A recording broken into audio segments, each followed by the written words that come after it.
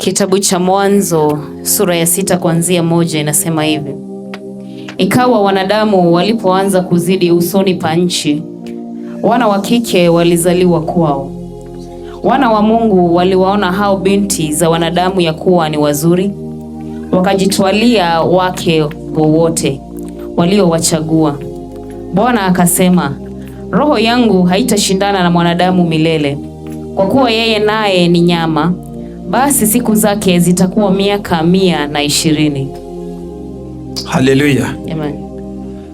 So when people increase in the face of the earth, watu walipoongezeka usoni pa nchi, a lot of things come and go. Mambo mengi huja na yanarudi na yanaenda. Technology increases as men come in this world. Teknolojia inaongezeka jinsi ambavyo watu wanazidi kuwa katika dunia. A population of 5 or 2, kundi la ama wingi wa watu 5 ama 2, there is no sin.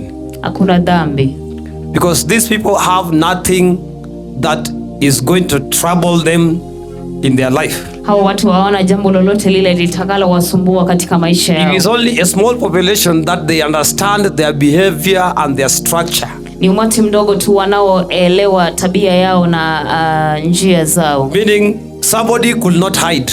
Kumaanisha mtu haizi jificha and do something that was not called for in that generation. Na kutenda jambo ambalo halikuwa linafaa katika ile because generation. The number was manageable. Kwa sababu ile idadi ilikuwa ya nzuri, ilikuwa ndogo. Hallelujah. Amen. So when men increased in the face of the earth, wakati watu walizidi katika dunia, then sin increased also in the face of the world. Dhambi nayo ikaongezeka katika dunia. And something that the Bible or the word of God is speaking out today, neno la Mwenyezi Mungu linaongelea siku ya leo, is that ni ya kuwa when the sons of God came and saw the daughters of men, wakati wana wa Mungu walikuja na wakaona wana wa wanadamu. The Bible speaks of 2 things that are very key in the life of a child of God or in the life of a person. Neno la Mwenyezi Mungu linaongelea mambo mawili ambayo ni la maana katika maisha ya Mkristo. One is the son of God. La kwanza ni mwana wa Mungu. 2 are the daughters of men. Ya pili ni wana wa wanadamu. In this context, kwa hali hii, daughters of men, wana wa wanadamu, or the daughters of the world, ama wana wa dunia, are gates, ni milango that usher in things in the society and in the life of an individual, ambayo inakaribisha vitu katika kijiji ama maisha ya mtu. So a woman is a gate. Mama ama mwanadada ni lango that she needs to be taken well care of, ambaye anahitaji kuangaliwa sana. If you cannot guard the gates of your house, kama uwezi linda malango ya nyumba yako, if you cannot guard the gates of your house as a man, kama uwezi linda malango ya kwako kama mwanamume, the enemy will come and enter through that gate and bring disaster upon that family. Adui atakuja na alete changamoto katika nyumba hii. So the women are gates. Wanawake ni milango. The daughters of men are gates. Wasichana wa wanadamu ni milango. Now the sons of God, na wana wa Mungu, as the Bible is speaking, neno la Mwenyezi Mungu linapoongea, when the sons of God came and saw the daughters of men, wana wa Mungu walikuja na wakaona wasichana ama wana wa wanadamu. As we read in the book of Genesis chapter number 4, tunapoendelea kusoma katika kitabu cha Mwanzo 4, we found out that man continued to procreate children after his own image and likeness. Tunaona ya kuwa mwanadamu alizidi kuzaa watoto kulingana na mfano wake.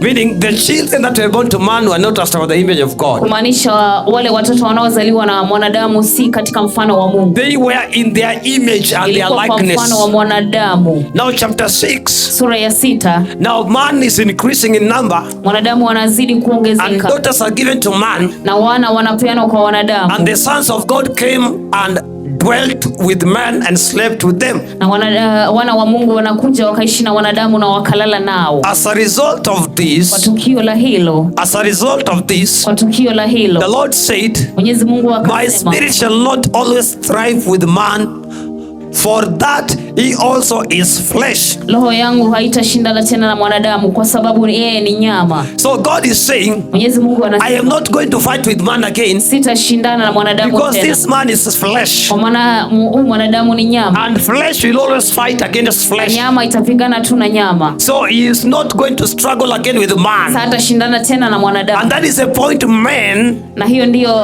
hali ambayo mwanadamu make God reach with them. Anafanya Mwenyezi Mungu awafikishe. When the Spirit of God says, Roho ya Mungu inaposema, I will not strive again with them, sitangangana tena na wao, I will not struggle again with man, sitashindana tena na mwanadamu, because he is flesh, kwa maana ni nyama, what I will do, kile nitakachofanya, I shall pass a penalty upon this man. Nitapitisha hukumu juu ya mwanadamu huyu. So instead of this flesh living forever, badala ya hii kuishi milele, the flesh will live for 120 hii nyama years. itaishi miaka 120. So when man is consistent in sin, kwa jinsi ambavyo mwanadamu anazidi kuongezeka kwa dhambi, the lifespan of this person is reduced by maisha ya God. mwanadamu huyu yanapunguzwa na Mungu. The more we engage in sin, Jinsi ambavyo tunazidi kuishi kwa dhambi, the more the life of man is reduced maisha ya on earth. mwanadamu yanapunguzwa kwa hii dunia. The more you don't do according to the will Jinsi of ambavyo God, unazidi kufanya kinyume na Mwenyezi He Mungu, reduces the days of you living on earth. anapunguza maisha yako kuishi So katika that is dunia. why He's saying, Ndio maana anasema, as a result of this, kwa tukio la hili, sons of God wana wa Mungu coming to sleep with the daughters of men, wanakuja kulala na wana wa and the wanadamu, giants come into existence. na ile majitu inakuja, Things that are abnormal come into mambo ambayo existence. si ya kawaida yanakuja Then kutimia. God said, Na Mwenyezi Mungu akasema, I shall not give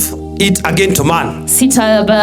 roho yangu sitampa mwanadamu tena, I shall not struggle again with man. sitangangana tena na mwanadamu. Hallelujah. Haleluya. Now again, another question that we asked. Swali lingine ambalo tunaliuliza, Who are the sons of God? wana wa Mungu ni nani? Who are the sons of God? Wana wa Mungu ni nani? Give them the microphone. Our microphone. Evangelist, take one microphone. Who are the sons of God? Wana wa Mungu ni nani? Kulingana vile mchungaji anasema, wana wa Mungu ni kama vile tuko hivi. Sisi ni watoto wa Mungu, wala ambao wanayemtafuta Mungu, na sisi sema ni wote wa Mungu, si wote, lakini wala ambao wanayejua neno la Mungu, wala ambao wanaheshimu sheria ya Mungu, hao wote ni wana wa Mungu. Maisha matakatifu na wanaomjua Mwenyezi Mungu. Pass it over. Scriptures that describe the Son of God. Mambo mawili yanayoelezea. Now, my sister there has described it. Na dada yangu pale ameielezea. And other people also have described Na it. wengine pia wameielezea. And my sister there has also described it, but in a different angle. Na pia ameielezea kwa hali nyingine Now, tofauti. this description and that other description Ufafanuo kule kwa ule na maelezo ya huu mwingine are the same descriptions that are found on earth. iko inayopatikana hapa duniani. Praise the name of Jesus. Bwana Yesu asifiwe. Now, who are the sons of God? Wana wa Mungu ni nani? The sons of God Wana wa Mungu are those who are ordained by God, ni wale ambao wamechaguliwa na Mungu, called by God, wameitwa na Mungu, sanctified by the blood of Jesus. wametakaswa ni kwa damu ya Yesu. They believe in Christ Wanaamini Jesus Yesu Kristo as the Lord and Savior of their life. kama mwokozi wa maisha In yao. them, Ndani yao there is the image and the likeness of kuna God. mfano wa Mwenyezi So when Mungu. God looks at them, Mwenyezi Mungu anapowatazama He sees sons in them. anaona wana ndani yao.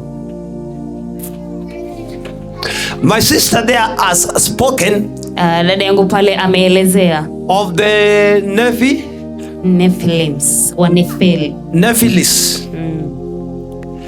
If you understand the origin of the Nephilis, unapoelewa ile mwanzo wa Nefili, their father was, baba yao walikuwa nani? the father was,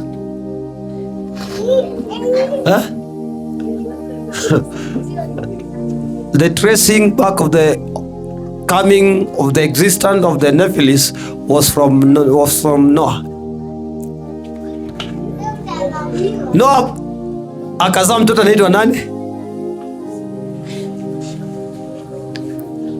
You're not getting it. Kujeni class kwanza. Wacha nisiye. I will tackle that. We'll tackle that. Hallelujah. Wacha twende na we shall tackle that. Hallelujah. So Amen. your description, Maelezo yako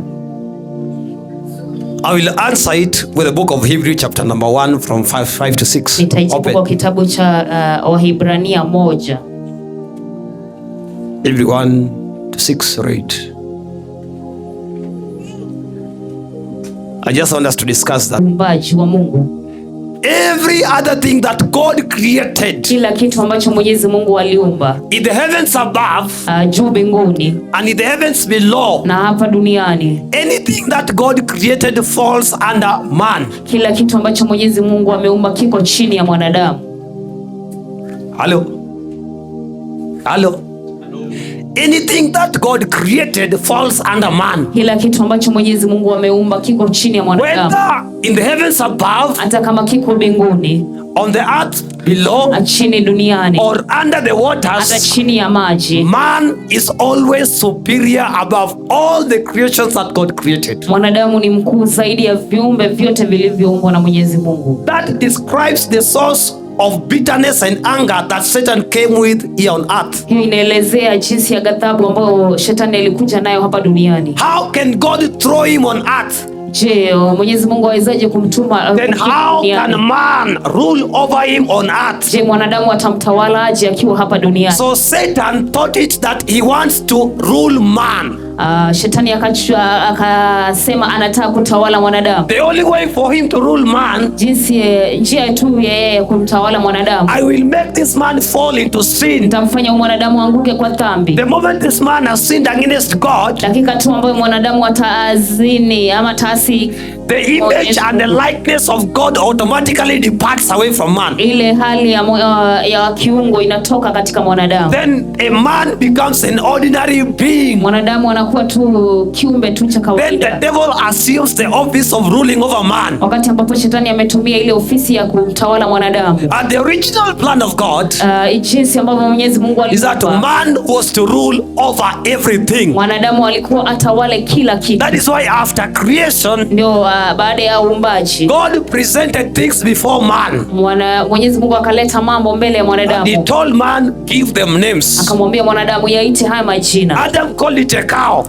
Mwanadamu akamuita ng'ombe. That name has never changed. Jina hili halijawahi badilika. And it will never change. Na halitawahi badilika. A cow will remain a cow. Ng'ombe itazidi kuwa ng'ombe. Come rain, come shine, it will remain a cow. Tajua iwake, mvua inyeshe, itabaki kuwa ng'ombe. It tells us of the authority that God gave Adam. Hii inatueleza jinsi ambavyo Mwenyezi Mungu amempa Adam mamlaka. That has no end. Mamlaka ambayo haina mwisho. And when Satan came and deceived man, wakati ambapo Shetani alikuja na kumdanganya mwanadamu, Satan deceived man. Shetani akamdanganya mwanadamu and took the position of man. Akachukua sehemu ya mwanadamu and made man to go under him. Na akamfanya mwanadamu kuwa chini yake. That is why he was pressing man with the burden of sin. Ndio maana alimsukuma mwanadamu kwa mzigo wa dhambi. That is why death was given unto man as a punishment. Ndio maana kifo kikapewa kama and that is why ndio maana for Jesus Christ to bring man into his original form, ndio maana Mwenyezi Mungu alete mwanadamu kwa ile hali yake. He gave his only begotten son, pia mwana wake wa kipekee, who died, ambaye alikufa, went to hell, akaenda kuzimu, and took authority from the hands of Satan. Kwa mamlaka kutoka kwa mikono ya Shetani. And when he took the authority from the hands of the devil, kwa mamlaka kutoka mikononi mwa Shetani, he handed over the authority back to man. Akampa mwanadamu tena mamlaka. Which authority are we given? Mamlaka gani ambayo tumepewa? Now we assume our first authority. Sasa tunachukua mamlaka by the name of Jesus. Kwa jina la Yesu. We take our first authority tunachukua mamlaka by the name of Jesus. Kwa jina la Yesu. And by the blood of Jesus. Kwa damu ya Yesu. Man is going to rule. Mwanadamu atatawala. Demons and territories of demons. Mapepo na misingi. Because authority is given back to man. Mamlaka imepeanwa kwa mwanadamu. By the blood of Jesus. Kwa damu ya Yesu. And by the name of Jesus. Kwa jina la Yesu Kristo.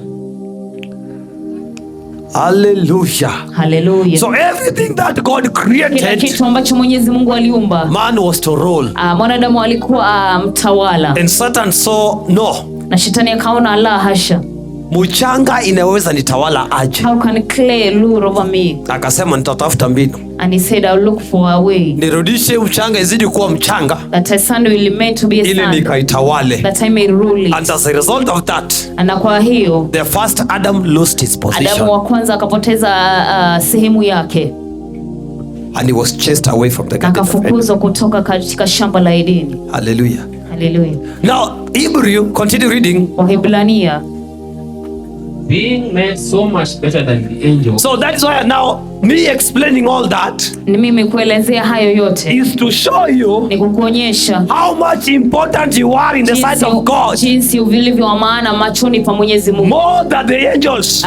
kushinda wa malaika. The angels of God are there to serve us. Malaika wa Mungu wako pale watuhudumie. Hear this, even those who are listening to this. Sikiza hili hata wale wanaotutazama. Angels of God are sent to serve men. Malaika wa Mungu wametumwa wahudumie wanadamu. When Gabriel comes, wakati Gabriel come to serve men. Gabriel anakuja kumhudumia mwanadamu. He is giving you the message of God. Amekupa ujumbe wa Mwenyezi Mungu. When Daniel wanted to worship him, Daniel alipotaka kumwabudu, Gabriel told him no. Akamwambia hapa, I am just a messenger. Mimi tu ni mjumbe. I am a servant. Mimi ni mtumishi. I am here to serve you. Niko hapa kukuhudumia. So angels of God are meant to serve men. Malaika wako mahali pale kumhudumia wanadamu. Si mwanadamu tu yeyote. He is here to serve a man ako mahali hapa who has given his life to Jesus, ambaye amepeana maisha yake kwa Mwenyezi Mungu, who is marked by the blood of Jesus, ambaye amewekwa chapa ya damu, who is marked by the Spirit of God. ambaye These are the people the angels of God are sent to serve. Watu ambao malaika wa Mungu wametumiwa kutumikia. Tell your neighbor you are more important. Wewe ni wa dhamana. The Bible says that we shall judge others together with God. Na Mwenyezi Mungu linasema tutahukumu wengine pamoja na Mungu. Not angels. Sio malaika. Me and you. Mimi na wewe. Those who are born again. Wale ambao wameokoka. Now continue reading. As he hath by inheritance obtained a more excellent name than they. Hallelujah. Hallelujah. Men, we have obtained a more excellent name than the angels. Wanadamu tuko na jina kuu zaidi kushinda malaika. A son. Wana. A son. Wana. A son. Wana. A son. Mwana. In the kingdom of God. Katika ufalme wa Mwenyezi Mungu. Continue reading. Verse 5. 5. For unto which of the angels said he at any time. Now the question God is asking. Swali ambalo Mwenyezi Mungu anauliza. A teacher is supposed to answer that question. Walimu wanafaa waelewe, waulize hili swali. He is going to elaborate it for us. Ataituelezea. Now hear this. Sikiza hili. Read. Thou art my son.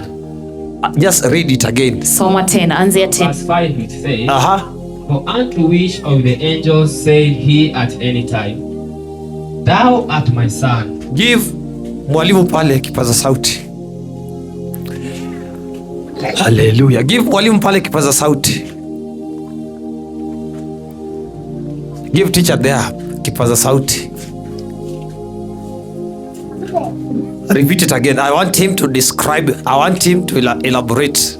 Nataka teach us on that sentence, the tenses, ama utufunze the kwa hilo, nouns, utuelezee the verbs, the pronouns, the conjunctions, the full stops and everything. Give him that mic. Oh, you have a microphone.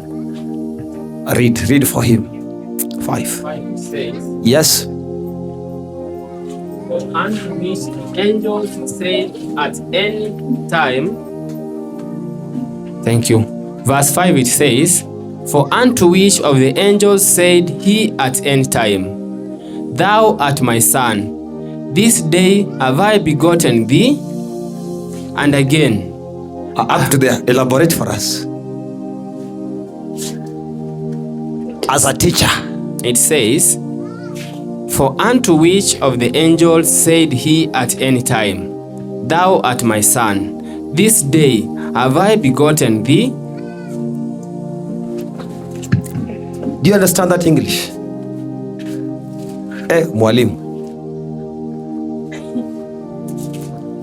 Who is a teacher here? Who knows grammar? Who knows grammar? Christine, you know it. Give microphone there. Mwalimu. Are we together? Oh, you teach mathematics, English, and this is English. It's English.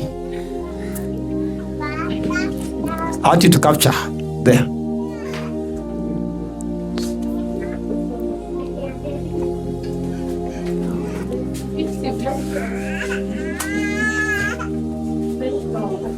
Amen.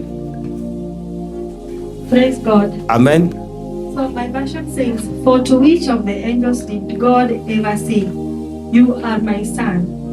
Today. So here. Yes. They are trying to say, okay, they thought through the Holy Spirit. Yes. Asking a question. Uh-huh. When did God ever say to any of the angels, which one? Not even one. Uh-huh. There is one. Then which one? So meaning, is there any angel who was called by the name Son of God? No, there is no angel, because he's saying which one. Which one? Hallelujah. There is none. There is none. Meaning, angels are not sons of. God. Am I answering your question? Angels are not sons of God. Continue reading. Give me my microphone back.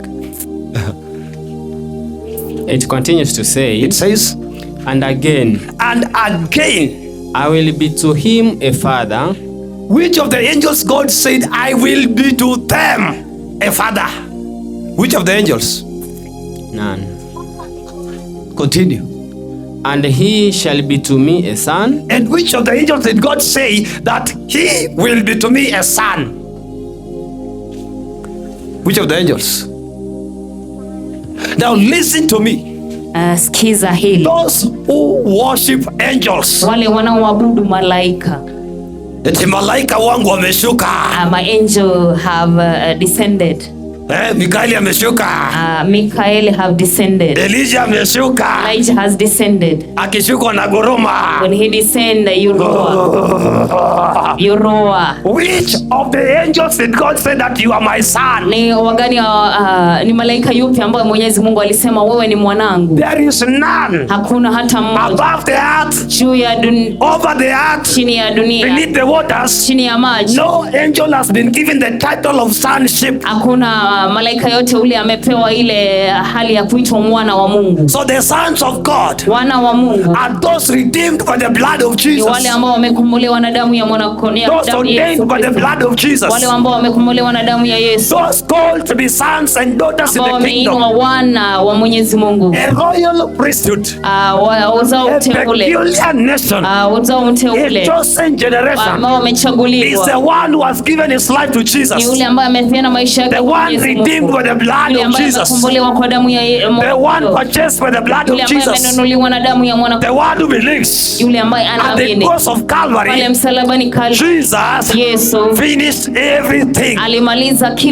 Hey, hallelujah. Hallelujah. Continue reading. Verse 6 it says, yes. And again, when he bringeth in the first begotten, when he brought the first begotten son, mwana wake wa kipekee, read, into the world, he said, let all the angels of God worship. Hallelujah. The one, the Bible says, neno la Mungu linasema Jesus Yesu is the firstborn of all creation. Ni mzaliwa wa kwanza wa viumbe vyote. Now when the firstborn of all creation came into the earth, mzaliwa wa kwanza alipokuja hapa duniani, the Lord told the angels, Mwenyezi Mungu akaambia malaika, to do what? Umwabudu. To worship him. So the angels were commanded to worship Jesus. Malaika wakaamuliwa wamwabudu. Who is the son? Ambaye ni mwana. The firstborn. Mwana wa kwanza. All things that God created. Yote ambavyo Mwenyezi Mungu aliumba. Hallelujah. Continue reading. Verse 7 says, yes. And of the angels he said, and to the angels he said, who maketh his angels spirits. So God makes his angels to become spirits. Mwenyezi Mungu anafanya malaika wake kuwa roho. That is why they can appear and reappear. Wanaweza tokelezea na wapotee tena. They can disappear. Wanaweza tokea. An angel of God can take the form and the image of anything. Malaika wa Mwenyezi Mungu anaweza chukua mfano wa kitu chochote. Hallelujah. Hallelujah. Hallelujah. Hallelujah. Hallelujah. Hallelujah. Praise the name of Jesus. Bwana Yesu asifiwe. So God maketh his angels spirits. Mwenyezi Mungu alifanya malaika wake roho. Angels Malaika they have no sexual glands. hawana ile hali ya They have no reproductive system. hawana ile hali ya uzazi. Angels have no physical and tangible body. Wanadamu hawana malaika hawana ile hali ya unaweza guza, Because they are ministering spirits. kwa maana wao ni roho ambayo inaleta ujumbe. So sons of God in the book of Genesis Wana wa Mungu katika kitabu cha Mwanzo cannot be angels, hawezi kuwa malaika, because angels are spirits, kwa maana malaika ni and roho. spirits has no reproductive organs. Wale roho wa Mungu hawana ile hali ya nyama. So the Bible says that Neno la Mungu linasema the sons of God left their position, wana wa Mungu waliacha sehemu came yao, and slept with the daughters of men. wakaja wakalala na wanadamu. It means Inamaanisha those who are born again, wale ambao wameokoka when they leave their position wanapoacha sehemu and yao go and engage into sexual na sin, wanajiingiza katika ile hali ya dhambi, immorality, hali ya usherati. the outcome of immorality are judged in the face of the world. Matokeo ya usherati ni ile majitu. Sexual sin. Ile hali ya usherati. That is why when you start it, unapoanza, ending it is a bit difficult and kumalizia complicated. ni ngumu sana na kutatanisha. How many tried it? Ni wangapi At least somebody is walijaribu? mature to answer this. How many tried it? How did you struggle to get out of it? Ni wangapi walijaribu? Uliwezaje kutoka? How many tried it? Ni nani aliyeanza? You are not angels. See, all of us are here on earth. How many tried it? Sisi malaika wote tuko katika hii dunia. You always find yourself, you want to look for that lady again and Unajipata sitosemezani, wacheni kuwa wangwana sana. Tena na tena. Mnakuwa wangwana sana. We, wacha kuwa mungwana sana. Unatakanga ukipita, unataka upiti? Upite ukiangalia. Baba Daryl, usiangalie kioo, sijasema kioo. Hallelujah. I'm not saying that uangalie kioo. I'm just asking a very simple question. Praise the name of Jesus. Hallelujah. It is not called for. It was not meant to be. So when those who are born again will leave their position as sons of God and run to the daughters of men and fall into sin with them, na wanazini pamoja na wao, God automatically brings judgment upon all humanity. Mwenyezi Mungu analeta hukumu juu ya. Unaposoma hapo, God found only one son who was a righteous and an upright man. Mwenyezi Mungu akapata mwanadamu mmoja, and this man was called Noah. Mwanamume aliitwa Noah. And God said, I'm going to destroy others, Mwenyezi Mungu akasema ataharibu wengine, but I will save only this one man na ataokoa tu mwanaume who has mmoja kept himself righteous and pure before ambaye me. amejiweka safi mbele na mtakatifu mbele Praise zake. the name of Jesus. Bwana Yesu asifiwe. So angels will never be sons of God. Malaika Sons of wana wa God Mungu. are those who are born again, Wana wa Mungu ni wale ambao wameokoka, purchased by the blood of Jesus. wamenunuliwa ni kwa damu ya Yesu Kristo. Read it, read. 7 continues to say, Yes. and his ministers a flame of fire. Now ministers, Wajumbe, you and I, mimi na wewe born again people, ambao tumeokoka, we are flames of fire. sisi ni Flames of fire. nguzo ya moto. So when you're walking, Unapotembea, demons see fire. mapepo yanaona moto. Fire. You are Moto. fire. Wewe ni moto. When you're walking, Unapotembea, it is fire. wewe ni moto. When you're preaching, Unapohubiri, even right now there is fire in the hata kingdom of the wakati huu devil. kuna moto katika ufalme wa Because giza, we are demolishing the things kwa of the maana devil. tunaharibu mambo ya shetani. Those who believe in the worship of angels. Wale wanaoamini uabudu wa malaika. Malaika wangu wako na rangi nyekundu, najua lazima nivae nyekundu na malaika wangu wafanye kazi. My angel is red. That's why I have worn red in order for my angel to work. Malaika wangu najua ni green, akikuja unajua hapo mtaona more fire. My angel is green. When my angel comes, you'll see fire.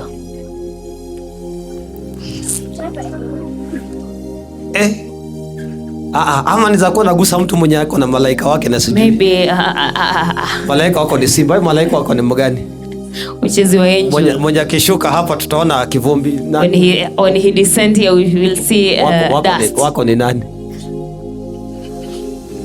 mwenye kishuko unatetemeka hadi upige magoti useme oga, igwe, oga. When he lands in hill.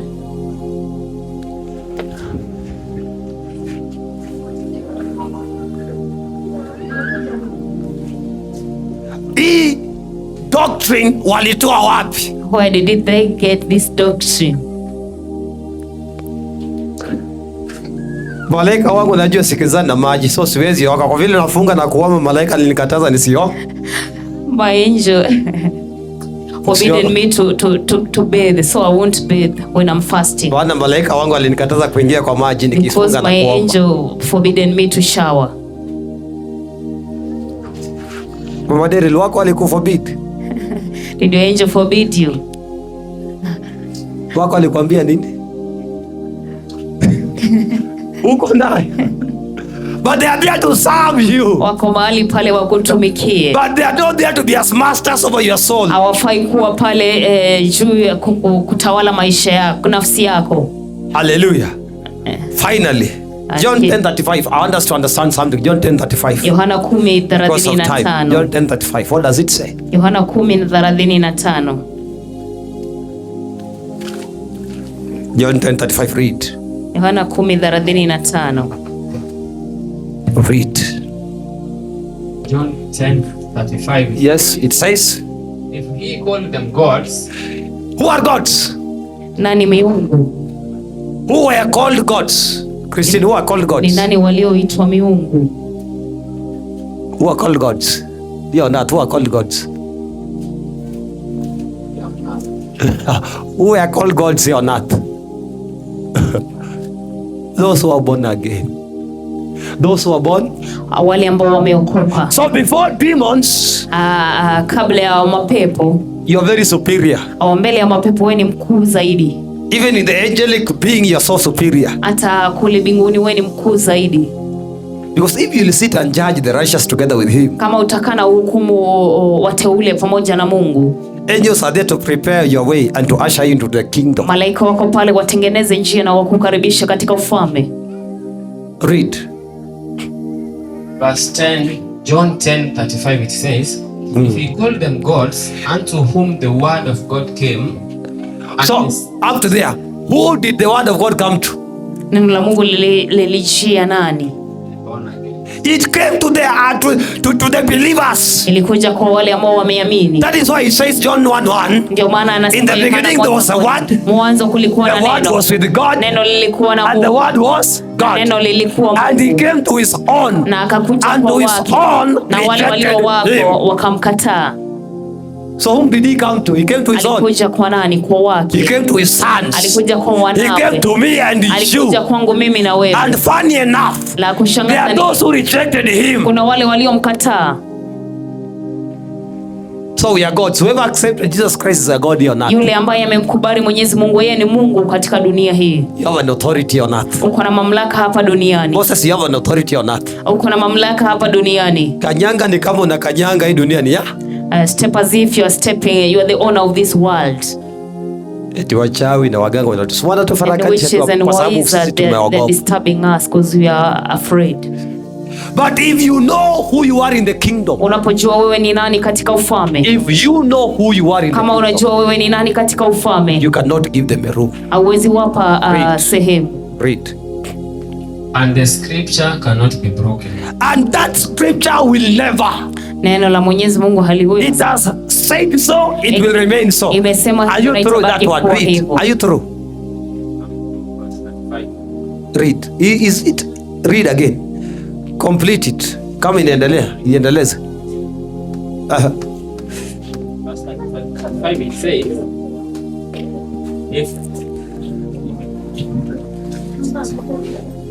Verse 35 it says, if he called them gods, unto whom the word of God came, and the scripture cannot be broken. Yes. That is verse 35. The scripture cannot be broken. It will never be broken. Change.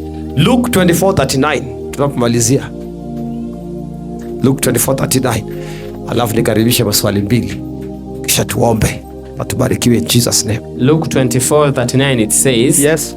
Behold my hands and my feet, that that it is I myself handled Now me. Jesus comes to present himself to the apostles, him as the Son of God. And he's telling them, Mwenyezi Mungu anakuja kujionyesha kwa wanafunzi wake kama mwana wa Mungu na anawaeleza, behold, tazama, come, evangelist, come, njoo, come, njoo, touch, feel, hisi, check. tazama. Read that scripture. Verse 39 it says, Yes. behold my hands and my feet. Look at my hands. Look at my feet. Tazama mikono Can you get hold yangu. of my feet? Tazama miguu yangu pia. Shika miguu, shika. Hold my feet. Unashika hewa? Ni hewa unashika? Is it feel it? Si ni miguu yangu? Hebu shika mkono. Touch my hands. Hii mkono ni yangu. Ni yangu.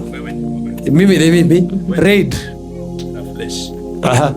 That it is I myself. It is I, Ni mimi. Jesus, the Son of God. Yesu Kristo mwana wa Mungu. Handle me and see. My spirit and not flesh and bones. A spirit has no flesh and bones. Roho haina nyama. Angels have no flesh and bones. Malaika hawana mifupa And na hawana that's where nyama. we read, Mahali the ambapo word of tumesoma, God is saying, neno la Mungu the linasema, Lord has made the angels spirits. Mwenyezi Mungu amefanya malaika kuwa roho, And the spirit cannot na roho have haiwezi flesh kuwa and na blood. nyama na damu. May the Lord bless you. Who has a question? Nani ako na swali? Hallelujah. Who has a question? Nani ako na swali? Ask.